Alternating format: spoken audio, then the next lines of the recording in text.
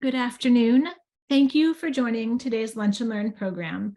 I am Alana Cohn-Kennedy, the Chief Operating Officer of the Holocaust Center for Humanity. I'm speaking to you from beautiful Seattle, Washington, the traditional land of the Coast Salish peoples. Thank you all for tuning in today. Please let us know where you are from by entering it into the chat. Some of you might remember taking field trips as students, or maybe you remember the field trips your kids or grandkids took.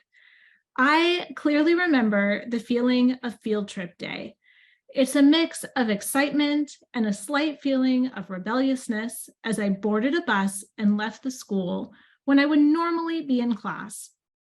It's an opportunity to explore a new place, take an adventure with your friends, and learn something outside of the everyday classroom.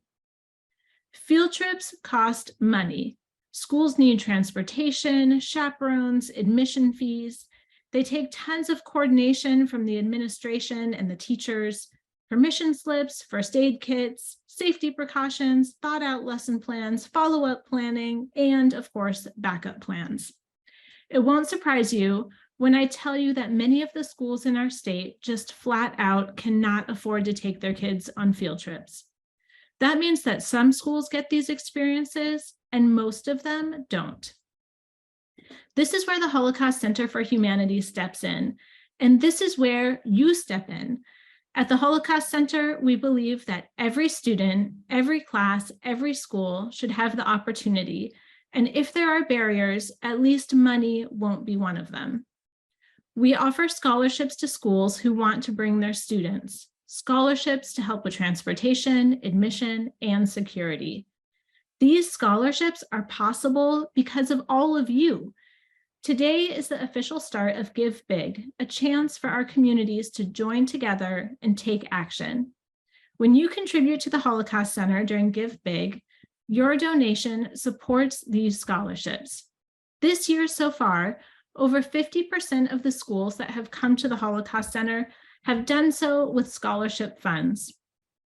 Teacher Jen brought her kids to Seattle from Bellingham High School earlier this year. They drove an hour and a half each way to come and visit the Holocaust Center. Jen knew that the museum would have an impact on her students and would humanize the lessons that they had been learning in class. Jen wrote, "Kids reported to me that the field trip was profoundly meaningful, and it was the scholarship support that made it a reality." When you donate to Give Big today, your donation will be matched. That means your donation will be doubled. Your gift will provide twice the amount of scholarship money to students and schools. A link to donate is in the chat. Thank you so much for supporting this important educational programming. You make it possible for these students and classes to have this experience. When students visit the Holocaust Center, they learn that Jewish people were the primary targets of the Nazis' genocidal policies. They also learn that Jewish people were not the only group targeted. The Roma and Sinti, pejoratively referred to as gypsies, were labeled inferior by the Nazis. Persecution and subjugation of the Roma was legalized by the Nazis, but it was supported also by those who were outside of the Nazi party. Societal prejudice runs deep and continues to severely influence our understanding of the Roma experience during the Holocaust. Roma were rounded up, deported, sent to camps, and murdered. The numbers are uncertain, but it is estimated that between 250,000 and 500,000 Roma were killed in the Holocaust. The acclaimed exhibit on the Roma experience during the Holocaust at the Wiener Library in London is one of the first of its kind, 75 years after the Holocaust. The lateness of this exhibit is in part due to the complicated nature of the stories.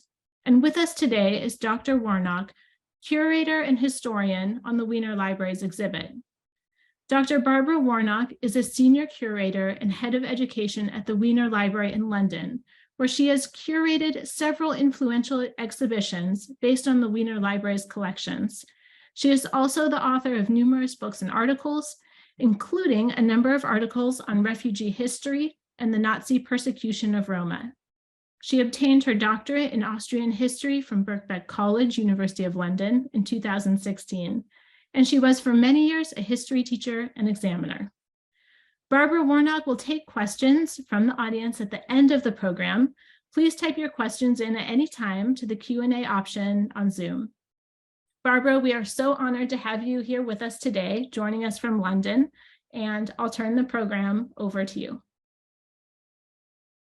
Hey, thank you so much, Alana, for that introduction, very generous introduction, and also for the invitation to speak to you all today. I feel very honoured to be talking to you, and just to say, in London it's 8 p.m, so it's a sort of different time of day, and I'm just at the library. So the Wiener Holocaust Library is in Russell Square in central London, near the British Museum, if any of you have been to that area, Bloomsbury in London.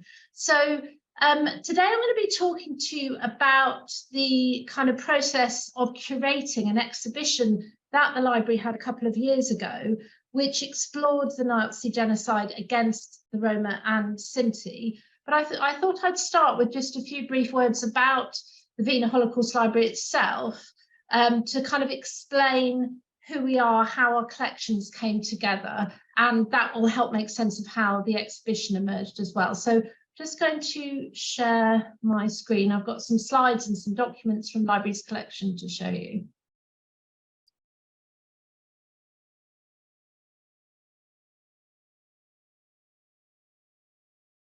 So, yes, this exhibition that we had, which we called Forgotten Victims, the Nazi Genocide of the Roma and Sinti, was held in 2019 to 2020. There's also an online exhibition version, which I'll give you a link to later, which we produced later on in conjunction with the UN.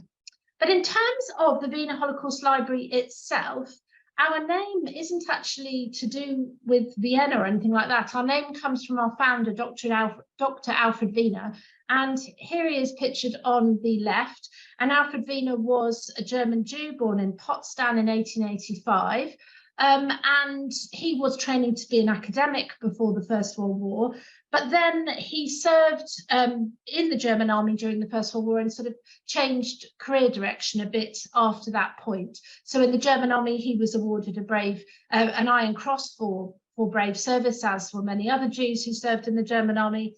And then after the war, he went to live in Berlin, and there he started to work for a large Jewish cultural organization. And there he also became very concerned about the upsurge of anti-Semitism that there was in Germany in the aftermath of the First World War. And as early as 1919, he published this pamphlet you can see on the right, called Vor Pogromen, ? Which you might translate as before pogroms. And in this pamphlet, Alfred Wiener analysed anti-Semitic groups in Germany, who at this point were mainly kind of far right-wing groups, often associated with military circles and nationalist circles. He analysed them, he analysed their rhetoric, their connections with one another, and their sources of funding. And he warned of the danger that anti-Semitic rhetoric in Germany would eventually lead to an escalation in anti-Semitic violence and eventually lead potentially to an attack on the Jewish community of Germany. So this was 1919, years before the Nazis came to power. And so Wiener was very kind of foresighted in his awareness of the dangers of anti-Semitism in Germany. And from the mid-1920s, he was very specifically concerned about the threat that the Nazi Party posed to German democracy and Germany's Jews. And just after that, he and a few other people working at the organization that he worked for in Berlin started a major effort to gather evidence and information about the Nazi Party, to collate this, to make it available to interested parties, and to try and speak out where possible against anti-Semitism. So this was the work that Wiener and others were engaged in the late 20s, early 1930s in Berlin. But as you can imagine, once the Nazis came to power, Wiener wasn't safe really to continue this work or even to remain in Germany. And so he left in 1933 with his wife and young family, and they moved to Amsterdam, where Wiener set up his own organization, the Jewish Central Information Office. And you can see him second on the left. His wife, Dr. Margareta Wiener, is on the far left there. And using funding from various sources, Wiener established a small staff, pictured here in Amsterdam, mainly of German Jewish exiles, and they continued the same work to gather evidence and information about what was happening in Nazi Germany and specifically about the position of the Jewish community there.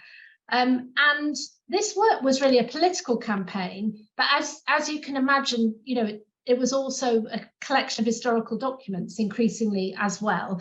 And the Wiener Holocaust Library has these collections. So it has these collections of documents from about 1934 onwards, gathered in Amsterdam. And a particularly important collection that we've got is our eyewitness accounts in relation to the events of Kristallnacht in November 1938, the very pogrom that Alfred Wiener had been warning of for so long. And that's a sort of bound copy of some of the original reports on the right-hand side. In 1939, Wiener, recognizing that Nazism was growing in support in Holland, under pressure to not speak out too much from the Dutch government, and also recognizing that war might be coming, took steps to relocate the entire organization to London. And so the organization actually was shipped, all of the documents packed up and moved to London in the summer of 1939. So that's why we're in London. It was kind of, you know, because of as a result of the very events that the organization was documenting. During the war, we increasingly became known as Dr. Wiener's Library and were funded at that point by the British government as a sort of source of intelligence about the Nazis.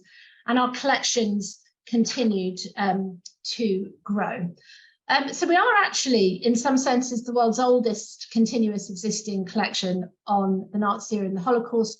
And we've got substantial collections relating to Nazi persecution, the Holocaust, Jewish refugees to Britain, and many other topics. But I'm now going to turn to focus on the exhibition that we did about the Nazi genocide against Roma and Sinti, and also to talk to you about some of the collections that we've got on that very important and not terribly well documented subject of the Nazi persecution and genocide against Europe's Roma population. So thinking about that subject, the reason that the library decided to stage this exhibition was really because it's not a very well known about topic. There's not even very much research about what people know, whereas there is, for example, in Britain, quite a lot of research about what students know, for example, school students know and teachers know about the Holocaust against Europe's Jews. There's not really a kind of equivalent research effort. And what we kind of found in talking to public groups, school students and others, is that people don't know very much. They've maybe got a vague sense that Roma were persecuted, but they don't really know very much about what happened. So one reason we chose to do this exhibition was just to attempt to go some small way to address that problem. The other reason that we decided to have the exhibition is that we try, where possible, to base our exhibitions on our own archival collections. One of our sort of missions is to bring our archival collections to the public. So one important set of documents that we've got is that we've got a very extensive collection of original copies of documents entered in evidence at the Nuremberg War Crimes Tribunals. And these were documents that Alfred Wiener was able to secure partly as a result of the fact that the library kind of cooperated with and supported the Nuremberg War Crimes trials process. And so we got this huge quantity of documents. Now, persecution of Roma was not something that was particularly being investigated at Nuremberg or in the research efforts immediately post-war and in the efforts to bring Nazis and others to justice. But sometimes these documents do have information relating to persecution of Roma. So, for example, this directive by Himmler essentially says that within the Third Reich itself, people don't need to bother anymore about prohibitions in relation to Jews and Gypsies, because he essentially says we've removed them all from society, which wasn't quite true, but it's a rather chilling statement about the extent to which Jews and Roma had been had been annihilated from German society, whereas he does say in relation to Poles that there should still be measures to, in a sense, discriminate and restrict what Poles can do in a way that he's saying is not necessary for Jews and Gypsies. So it's a rather sort of chilling document here. In terms also of the library's collections, in the Wiener Library Bulletin, the journal that the library used to publish, there's sort of interest in the subject of the persecution of Roma and Sinti quite early on. So in this article, for example, about how the Gypsies were persecuted, in which the author C.C. Arensfeld talks about how there's kind of been a denial in some court legal processes in Germany in relation to the persecution of these groups, but that evidence actually gathered by, you can see it in about the sort of 5th paragraph, Miss Dora E. Yates, Secretary of the Gypsy Law Society in London, actually, sort of trying to publish evidence about what had happened. So the library had an early interest in this subject at a point when it was really being overlooked completely. In the 1950s, the library's collections also expanded through a massive effort to gather eyewitness accounts of the Holocaust from across Europe. And we've got over 1,000 of these reports, mainly in German, some of them in other languages. And incidentally, if anyone's interested, available on a website, a lot, and including English translations. And a very small number of these touch upon the fate of Roma people. So, for example, this rather amazing testimony, quite extensive, by Hermine Horvath from 1958, covers a lot of experiences that she had from the point of, she was actually Austrian, so from the point of Anschluss onwards, the introduction of Nazi persecutory measures, and then later on her experiences in Auschwitz and elsewhere where she lost family members. It's also an account, very unusually for the time, in which a woman is open about her experiences of sexual abuse, both that she experienced and witnessed. And that makes it a particularly interesting and important collection. And sadly, she wasn't very old at this point. She was in her 30s, but she didn't live much longer after giving this report. She'd suffered a lot in the camps, and so that may have contributed to it. So that's a very important eyewitness account by a survivor. And then in the 1960s, the Wiener Library actually part-funded the earliest effort to comprehensively document the events of the genocide against the Roma. And this is known in our collections as the Kenrick collection. It was actually collected by historians Donald Kenrick and Grattan Puxon, but Kenrick sort of made the donation more. They both did, but the collection ended up with his name. And it includes lots of different documents that they gathered, including these kind of summaries of people's experiences, so survivors' experiences here, Helena Ansin and Kurt Ansin, and these were sort of based on different sources, but sometimes with interviews with survivors. Then on the right-hand side is actually an eyewitness account gathered by a Jewish doctor in the camps who actually witnessed some of the persecution in Auschwitz and then gave this account of what he witnessed to these researchers. So that's another really important collection, and they later published the first sort of book that was an attempt to do a kind of comprehensive account of what had happened. So when we came to decide to do this exhibition, these were some of the collections that I was aware of and that were going to kind of be used to inform the exhibition and exhibit. But in the course of developing the exhibition, we also sort of found that we had a lot of other useful documents actually as well. So we have a copy of, and the copy in the United States is in Washington. The library has Britain's copy of the International Tracing Service Digital Archive.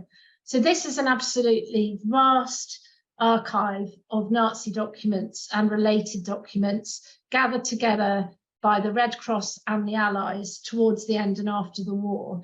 And the point of the archive was to trace those lost and missing during the war. It has the records of, I think, something like 19 million people who were either victims of persecution or displaced in some way. So it's an absolutely vast archive.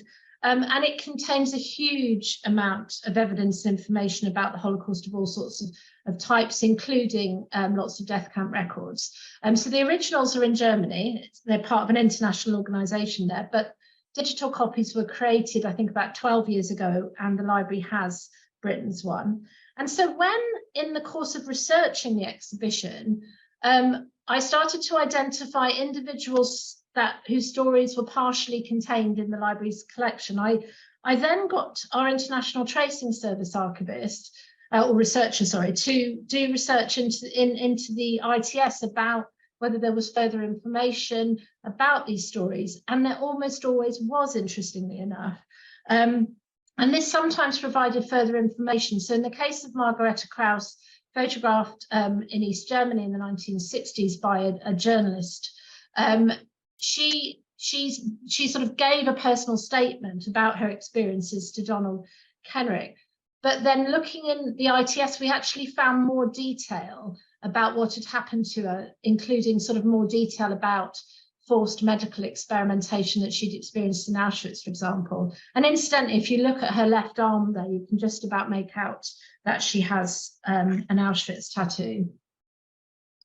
We also found really interesting material in the ITS about people's attempts, often failed Roma survivors' attempts to get compensation after the war for the persecution they'd experienced. So there's a lot of documents, for example, relating to Hans Braun, and there is attempts by him to gain compensation. There's international documents from the International Refugee Organization certifying that he had been incarcerated in various different camps, including Auschwitz. There's various different documents in the ITS that show that the camp authorities and Nazi authorities identified him as, in the main, as being held on racial grounds.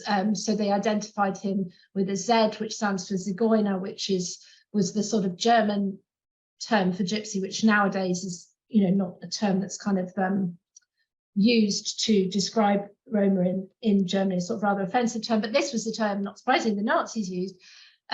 But despite all this evidence of all of the persecution that he'd experienced, forced labor, slave labor, different camps, being incarcerated on racial grounds, but also in the ITS is a letter written to the service in 1950, in which a German criminal police inspector was basically trying to find evidence to deny Hans Braun compensation on the grounds that he hadn't really been persecuted on racial grounds. He had been a criminal. And the only evidence we can find of criminality is that during a period of slave labor, he was said to have damaged a machine that he worked on, which he denies that he did. But it's hardly really a criminal, if he did do that, it's perfectly understandable in that context. And so I think it's quite shocking to see criminal police inspectors at this point in Germany trying to sort of deny victims of Nazi persecution compensation in this way. So that was very interesting to find. So the ITS was another really valuable source of information for the exhibition. And in terms then of how the exhibition came to be structured, overall, we're not a massive museum at all. And we decided, because of, I suppose, this sense of the level of almost ignorance in a sense about this theme, that we wouldn't have a very narrow focus. We would sort of try in this exhibition to do an overview of the Nazi persecution and genocide against Roma. And so I'll just sort of tell you a little bit now about some of the themes of the exhibition. So we started with a bit about pre-Nazi era life. That was necessarily short because we lacked kind of space, I suppose. And Hans Braun, the person I've just been discussing with his compensation efforts, we have a separate account by him in the library of his life, which is how I came to get him to be searched in the ITS. And this included this description of his life from 1923 and his sort of pre-Nazi era life. Roma have been in Europe for many, many centuries, thought to originate over 1,000 years in migrations from India, the Romany language is a kind of, it has many, many dialects, but it's kind of connected with Sanskrit. And Roma are Europe's biggest minority group, and they very diverse with different traditions, different dialects. Some are Muslim, some are Christian. So a very, very diverse group, but with some sort of shared histories, cultures, and also this tragic shared history of Nazi persecution.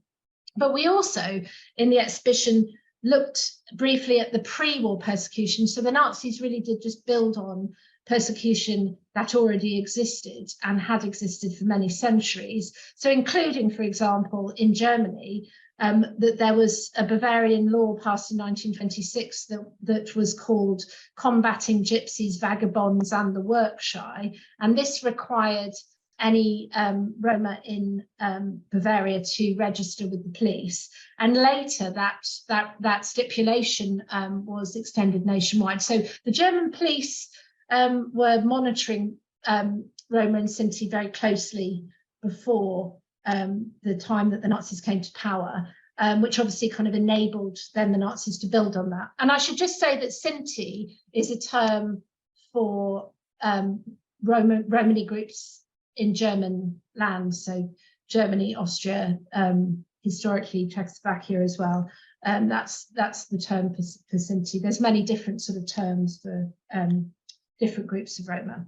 So the exhibition looked at the, it was brief, but it tried to look at these kind of pre-Nazi era stories, but then obviously turned to look at the rising persecution that there was in Nazi Germany. So the ways in which the Nazis very much encouraged the idea that Roma people were so-called asocial, antisocial.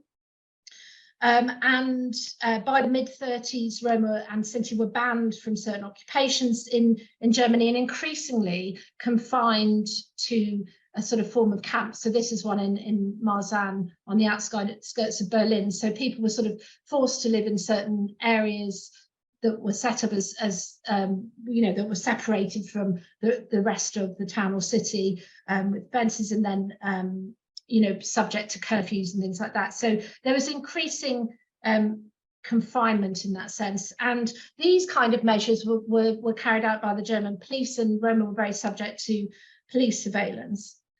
But then measures against Roma did escalate gradually. So by 1938, there were mass arrests of Roma. So this is a photograph taken by a Nazi official of some Romani prisoners in Dachau concentration camp. And the Nazis' justification for these mass arrests, they claimed that Roma were these antisocial elements. And this was the point when they were sort of focusing on incarcerating so-called asocials. And this document that we've got actually in the International Tracing Service archive is the so-called asocial directive issued by Reinhardt Heydrich, which allowed for the arbitrary arrest of anyone identified asocial, and also it explicitly says that so-called gypsies are all asocial, and anyone, he says, who acts like a gypsy is too. So this was the Nazis' approach at this point, that Roma were antisocial and were to be disrupted, incarcerated, arrested on that basis. But gradually, the Nazis came to define the issue around Romani people in Germany and elsewhere as a racial thing. So they gradually, through the 30s, a more racial conception of who Roma were and what the so-called problem with them was developed. So this is from a Heinrich Himmler circular combating the gypsy nuisance, and he says that experience gained in combating the gypsy nuisance and knowledge derived from race biological research have shown that the proper method of attacking the gypsy problem seems to be to treat it as a matter of race. it has become necessary to distinguish between pure and part gypsies in the final solution of the gypsy question. So you can see that echo of the language that was also used in relation to Jews. Treatment of the gypsy question is part of the National Socialist task of regeneration. So, as in other areas, Nazi policy and thinking in relation to Roma radicalized over time and became more racial over time. And this rather disturbing picture from the Bundesarchiv that we borrowed for the exhibition shows part of this process. So this shows on the right-hand side Nazi race science Dr. Robert Ritter taking a blood sample from a Romani woman. And Ritter was head of the Racial Hygiene and Demographic Biology Research Unit, and he was particularly preoccupied with in doing sort of pseudoscientific research about Romani and Sinti people, trying to sort of identify racial characteristics, you know, doing kind of measurements of people in various different ways and working with people to kind of carry out different types of research or so-called research about Romani people, all in order to somehow try and prove that they were racially inferior and a threat to the German people. So the exhibition talked about this kind of radicalization of policy and this racialization of policy. And it also looked, as I've said, at the effects of the Anschluss as well. So again, this is the testimony of Hermine Horvath. So when, as Germany took over other countries, obviously it wasn't just then German Roma and Sinti populations that were vulnerable, it was populations in other countries. And so Horvath describes how upon the arrival of the Germans, we had no rights in any aspect of our lives. We could no longer attend school. We could only go shopping in the hours between 11 and 12. We could not go to any dances, cinemas, or public events. In short, we were outcasts. I was then 13 years old. So this is a description of what happened, you know, after the Anschluss. But then, of course, the policy gradually radicalized into escalating persecution and into mass murder. And so the exhibition, of course, explored those themes as well. And as I've said, the library has collections relating, collections of survivors of the Nazi genocide, many of whom lost family members, most of whom lost family members. So as Germany took over other countries, as I said, other populations became subject to Nazi persecution. So this is again an ITS document, just to show you the diversity of material that's in the International Tracing Service Archive. This is from German-occupied Poland, and this is an order banning itinerant Roma from the town altogether, from this particular town in occupied Poland, and any so-called settled Roma, i.e. Roma people living in houses in the town, were required to register with the authorities. So now these kind of measures that had been introduced in Germany were coming to other countries as well. And then policy gradually radicalized again. So from May 1940, Roma were subject to ghettoization. In autumn 1941, for example, 5,000 Roma from Austria were deported to Łódź, and ultimately that group was deported to Chełmno death camp, where they were one of the first groups to be murdered by gas. And this is a photograph of the camp for Roma in Łódź, taken again by a Nazi official. So there's a vast amount of documentation, as I've said, in the International Tracing Service about all sorts of things, but it does have a fair bit about events that affected Roma in camps, and particularly Auschwitz, but other places as well. So we've got here on the left a list of male prisoners from Auschwitz, from the so-called gypsy camp in Auschwitz. On the right, Hermine Horvath again. She was in Auschwitz, but also in Buchenwald, and that is a camp card relating to her time in Buchenwald. If you have a look on her card, there's something that says Grund, i.e. grounds. So that's grounds for her being held in Buchenwald. And it says Arbeitsshy Zigeunerin, meaning work-shy gypsy woman. So that is the grounds on which the Nazis are claiming they're holding her. And you know, she's clearly identified there as they're calling it, you know, gypsy woman. So these were documents we were able to use. And then, yes, also we have these odd accounts occasionally in our collections of Jewish survivors who witnessed what was happening to Roma and gave a report of it. So I've mentioned the so-called gypsy camp, and this is this report by someone who was in Auschwitz, actually worked as a doctor in Auschwitz, but a Jewish survivor. And he said of the gypsy camp, the conditions were worse than in other camps. In April 1943, I was outside and I saw the following. The route between the huts was ankle deep in mud and dirt. The gypsies were still wearing the clothes that they had been given upon arrival. Footwear was missing. The latrines were built in such a way that they were practically unusable for the gypsy children. The infirmary was a pathetic sight. So we have these kind of fragments of evidence also that we were able to use from our own collections relating to witnesses. So the exhibition is, as you may have noticed, in a sense, it focused a lot on kind of Western Europe and then maybe more obvious sites of persecution like Auschwitz.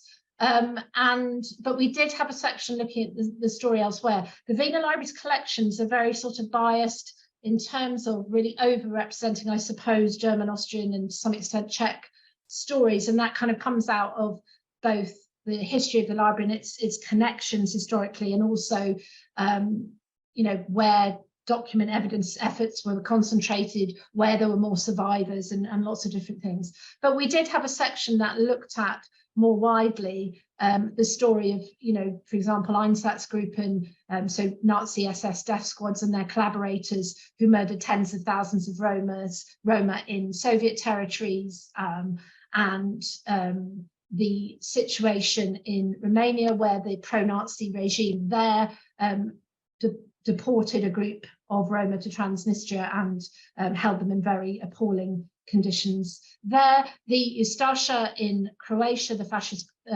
regime there, they didn't really need the Nazis to tell them to do anything against Roma. They were very sort of hostile to Roma groups and murdered Roma groups in Jasenovac concentration camps in their tens of thousands. So that was another sort of section of the exhibition. And in our documents, in the Nuremberg War Crimes Trial documents, I did find this particular document that did touch upon what had happened to Roma in the Crimea specifically.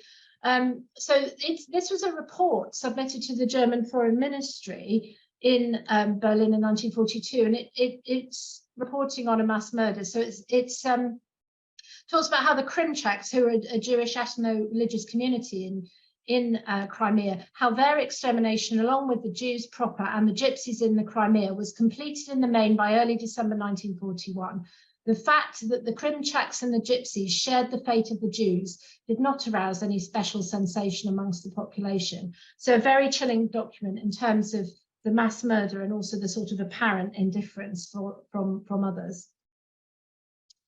We also then looked at the situation post-war for Roma, at Roma efforts, self-directed efforts to gain compensation and recognition, and those efforts, particularly in the area of recognition, still continue. So this was a series of letters and also a massive petition put together by Roma survivors of Lachenbach camp in Austria, and they were campaigning to have it kind of recognised as a site of persecution, and those documents were in the ITS. And then we sort of carried on that in the sort of final sections of the exhibition, looking at that, looking at memorialization, looking at the perhaps belated recognition in Germany, for example, about the genocide. So you can see on the left a quote by the president of the Federal Republic of Germany from 1997, sort of acknowledging the genocide. And we also pointed to the situation that Roma still face in Europe today, of continuing discrimination, prejudice, and violence, and poverty. So it's a kind of ongoing situation. So just want to sort of finish off by briefly talking about a couple of issues, in a sense, that came up during the exhibition. So one was just the kind of size of our organisation, the size of our exhibition space, our resources, our time limits. You know, we're quite a sort of constrained organisation in a way, but you know, we sort of chose to put on this exhibition to cover this really vast and complex topic. So we did have pressures of time, space, and evidence.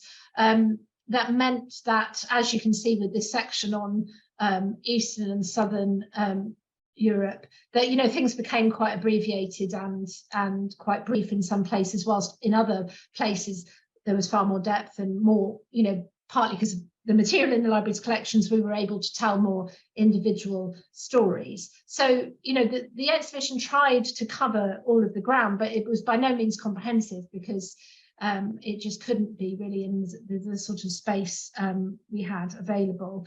There's also issues that also apply to other, you know, to Jewish groups massacred in mass shootings by the Einsatz group and others in Soviet territories and elsewhere, which is that the documents and the evidence is harder to come by. So, you know, the International Tracing Service archive is very rich in documentation when it comes to people deported to camps. So it's got a lot of material about that, a lot of transport lists as well, and you can trace amazing details sometimes about individual stories. If you're talking about somebody, you know, shot dead in a mass shooting in the Crimea, for example, there just won't necessarily be a very good record of it. And so that is a kind of issue. And there is this uncertainty about the number, really, of Roma killed for that reason. So you know, the number given nowadays tends to be up to half a million people, tends to be the sort of consensus that historians seem to have settled on at the moment. So that was one issue. The second issue was to do with images of Roma. And I've mentioned a couple of times about how, you know, the images were taken by Nazi officials. And a problem for us in illustrating the exhibition was that so many of the images were persecutor images, and that wasn't just about the Nazi era. Even photographs that we identified of Romani people from before the Nazi era were often taken, well, for example, in one instance of some images we did use in the exhibition, but I've not actually shown here, the images were taken by someone who later, to some extent, collaborated with the Nazis in revealing information about Roma groups that he'd worked with. So it was kind of tricky issue. And you know, we've got in our collection, we've got this picture on the left of Joseph Queck, who's described in our collection as being a gypsy king, but this is a photograph from a camp, probably taken by a Nazi official. Clearly, this photograph on the right-hand side that we've also, a set of photographs from the right-hand side, you know, a Nazi photographs of somebody arriving at Auschwitz. And even this, I think, very striking, quite dignified portrait of Kurt Ansen, who was a survivor, it was also a Nazi photograph. So it was a kind of tricky thing to navigate. And sometimes, because of this issue of who's photographing Roma, the photographs end up being quite sort of stereotyped, I suppose. So we did end up, in terms of trying to find more positive images, sometimes with quite a lot of photographs of sort of dancing Romani women. And in the end, we kind of cut some of those because it just seemed that might be an issue in terms of reinforcing stereotypes. But we did keep these images in because they've got a certain specific story. So this is on the left, Tracia Reinhardt, and this is very much a photograph she wanted to be taken. This was to do with her profession and her career as a dancer, and she was in the Würzburg State Opera and working for them. And this is her photograph. The middle photograph, looks like it might be a nice family shot of a family out for a stroll, and it certainly shows Tracia and her partner, and it also shows a pram with their two daughters, their two twin daughters in it. But in fact, it's a Nazi photograph. It's a kind of propaganda photograph that Tracia had a certain sort of bit of local fame and renown. When she was told by the Nazi authorities to show up at a hospital, at a clinic for forced sterilization, she absolutely decided she wasn't going to do that, and instead became pregnant. And then she was allowed to take the birth to term, and she had twins, Rita and Rolanda, but they were seized from her when babies, and they were then subjected to horrific medical experimentation by Nazi scientists. But this photograph is kind of a propaganda photograph where the couple have been allowed to take their daughters out for a walk one day. But not long after this, Rolanda Reinhardt actually died, so was murdered really in the course of a medical experiment. And Tracia did get Rita back, but she'd lost one of her daughters as a result of these horrific events. But anyway, they seemed like photographs that sort of told a very interesting story, this set of photographs here. We also used some images with a group that we've worked with sometimes at the library in London, the Roma Support Group, who provide sort of social services and support to Romani groups in London, but also do education on historic work, and have done some work with groups in relation to the genocide. And this is a photograph from a fairly recent project that they did. But we decided fairly recently that our use of captioning in the exhibition in relation to photographs hadn't been adequate, that we'd sort of used photographs just to illustrate things, and we hadn't explained this point about who was taking the photographs. So we produced a couple of years ago a version of the exhibition with the UN. And just in the last few months, we've updated the captions on that to be more explicit about the photography issue. So we tried to give information about who photographers were. We put this bit of text at the bottom that talks about the issue of them being perpetrated photographs. Yes, and added things like this about the photographer being unknown, but like they're Nazi official and things like that. So we tried to kind of improve in this online exhibition what we have done in relation to photographs. And we have removed some photographs that has recently turned out that descendants and family members weren't perhaps happy to be shared. So we did that as well.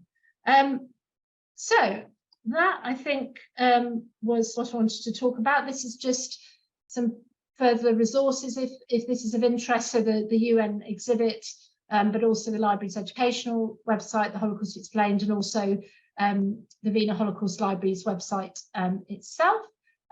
So yes, that is the end of what I was going to say. So I'll stop sharing now.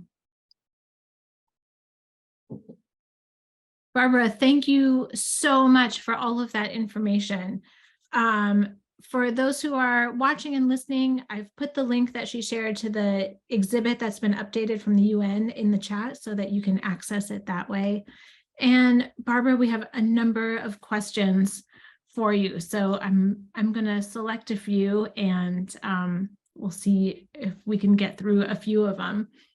I want to start with one that came in from Arlene, and she has two questions, and she says, are there any Roma and Sinti among the righteous among the nations? And has Israel made any effort historically and now to reach out to Roma to improve their circumstances, especially since they too were targeted by the Nazis? I don't actually know, unfortunately. I suspect there will be some righteous among the nations, but I don't know for certain. And I know, that some of, Holocaust educators and so on that I know in Israel, obviously are concerned about this issue and interested in this issue. But I unfortunately, I don't specifically know if kind of Israel is what moves have been made in this area, but certainly it's something that obviously people at Yad Vashem and other places are interested in and you know, sometimes do research into and so on. So it's definitely on some people's agenda there. And in your research, even if they have not been designated as righteous among the nations, or if there were others who helped Roma, did you come across any stories of rescue, of people who reached out to help Roma during this time period? So sometimes, but not very many, to be honest. But I think that might more reflect the quite limited number of kind of individual stories that we've got in the library's collections that we can kind of fully document and substantiate. But certainly in some of the kind of Kenrick collection documents, which often contain these kind of summaries of, I think they're kind of summaries of conversations sometimes that have been had, that, you know, sometimes there are reports of people who were supportive, and you do get reports sometimes of Jews and Roma trying to help each other out and so on. So there certainly are some stories, but it wasn't something that we particularly focused on in the exhibition, you know. And I think there would be an exhibition that could be done, which might be more about kind of resistance and rescue and all of those kind of stories, because that wasn't something that we entered into much in this exhibition. I mean, the so-called gypsy camp in Auschwitz, it ended up being liquidated. Its kind of final inhabitants, nearly 3,000 people, were murdered, and you know there was Roma resistance and an uprising, and so there was definitely resistance. We did touch upon that, but I think it is something. There's a couple of researchers, I think particularly in Eastern Europe, who are trying to sort of gather more information about that, and one of those I know is also looking at examples of Jewish Roma kind of cooperation and support in this terrible context. Yeah, that's very interesting. I feel like there's still a lot of work to be done, and maybe information to be uncovered, right? Yeah, definitely. Yeah. So Barbara, there's another question here, and this person asks, do the Roma have any national yearnings to form their own country similar to Zionism and the Jewish people?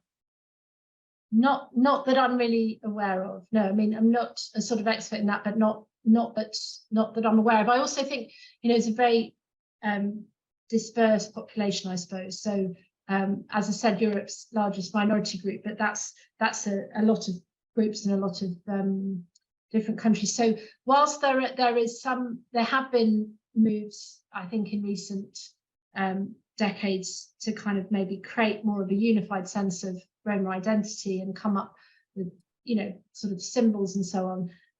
I don't think there's kind of a national movement as such, as far as I'm aware. But I'm not, you know, I very much to say I'm not Roma myself. I shouldn't sort of speak for those groups. But as far as I'm aware, not really. Mm-hmm.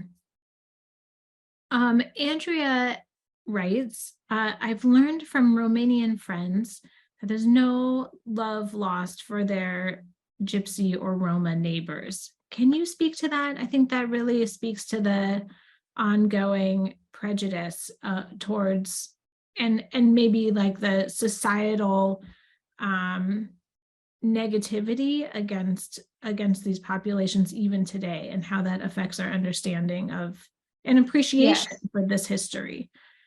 Yes, I mean, there was actually a report published in Britain very recently, which said groups that in Britain the term often used as gypsies, Roma, travellers, and I understand, you know, in North America the term gypsies probably wouldn't be used, but there's also groups in Britain of Irish travellers, Scottish travellers who've maybe got a sort of separate, somewhat separate history and a sort of separate ethnic identity and so on. And this actually found that the kind of most prejudiced against and discriminated against group in Britain were these groups. Mm. And I think, yeah, that is sort of part of the story, that people experience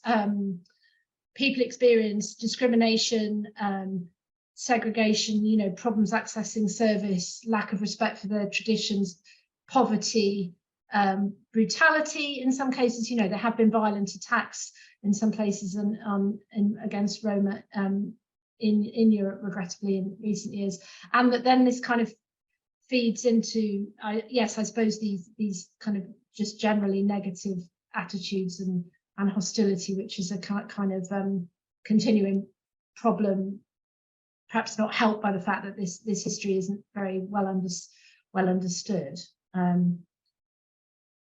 So yes, it's a difficult situation, I think. Yeah, and I know you showed a picture at the end of a local for you Roma group that you work with. Are there descendants of survivors or others who were affected by the Holocaust that you've spoken to or who are part of this group? Yes, so in connection with a kind of education and research project that this group did, they kind of gathered oral histories of people's memories, and so they spoke to a number of people who had you know, family members who'd been directly caught up in these events. And then through other routes, we've also sometimes worked with other individuals directly affected. So somebody whose grandfather, for example, was a survivor, and then he lost many members of his family. And interestingly, one thing interesting about that story was that he said that you know, he had a lot of his family members who were murdered at this time, but he said they weren't necessarily people who are very well documented in terms of things like birth certificates. And so it sort of pointed to an issue, I think, about trying to identify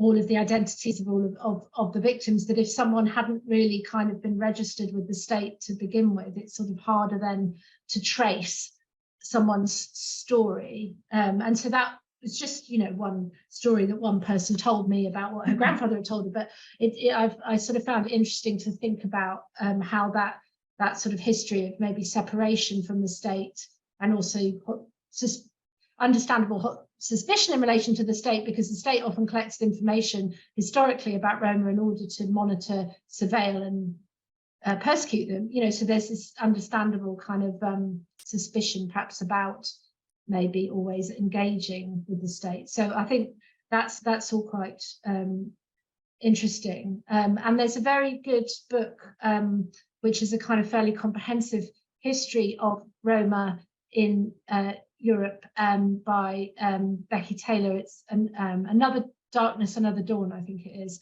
And it's a really good book. It's very readable, but it very much traces how all this is developed in the context of how kind of states and the police and politics have developed in Europe in a sense as well. So it sort of puts this history in a certain context, which is quite fascinating. So it just as a last question for you, Barbara, I wonder, you know, since you worked so long and in depth on this exhibit, what do you feel is the one big takeaway you would like your viewers to come away with after viewing the online exhibit, since we can't see the in-person one any longer? But what's the main message we should be walking away with? Well, I suppose for me, I suppose I just feel that, I suppose, a sort of full acknowledgement of the, you know, the extent to which even if a sort of higher proportion of Europe's Roma kind of survived compared to Europe's Jews, it's still these events are just sort of so horrific and shattering for communities and families. I mean, yes, so to me, almost it seems like a sort of simple thing, because in Britain, certainly these events just aren't much known about, and prejudice against Roma and traveller groups seems very widespread. And so I just hope that by people finding out a bit more about this, but also maybe about Romany history in general, you know, not just about this horrific negative story, but also about Romany history and culture in general, would kind of be very important. Yeah, I think is very important. I couldn't agree more. And I feel like this really sheds light on a very important piece of this history that so often goes overlooked. So thank you so much, Barbara, for joining us in your evening time in London. That's all right. And sharing this great work, and for your passion for this subject and all the great work you all are doing at the Wiener Library. Okay, well, thank you for inviting me. Thank you to everyone for joining this program and for your comments and suggestions that you were putting in the chat. We appreciate learning about all of these resources. One of the biggest compliments you can give us is to share this program or another Lunch and Learn program with a friend, colleague, or family member. You can send them a link to the recorded program, which will be on our website, or invite them to join live on a first Tuesday of the month.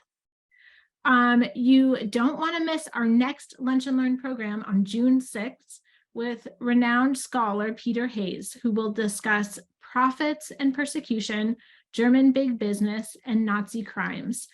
This program will also offer continuing legal education credit. If you are a lawyer or if you know a lawyer, please share this opportunity. It's not often that attorneys can earn CLE credit for free and can learn from one of the best scholars in the field. Our fantastic team at the Holocaust Center makes all of this work possible. Thank you to Richard Green, our Museum and Technology Director, who is running this Lunch and Learn behind the scenes, and to Dee Simon, our outstanding CEO, and to our entire team, Lori Warshel-Cohen, Paul Regelbrug, Jessica Michaels, Morgan Romero, Amanda Davis, Katie Lawrence, Brenda Anderson, Anna Morris, Demetria Spinrad, and Lexi Jason. Thank you again for joining today's program. We hope to see you at our next program on the first Tuesday in June, June 6th. This concludes our program for today.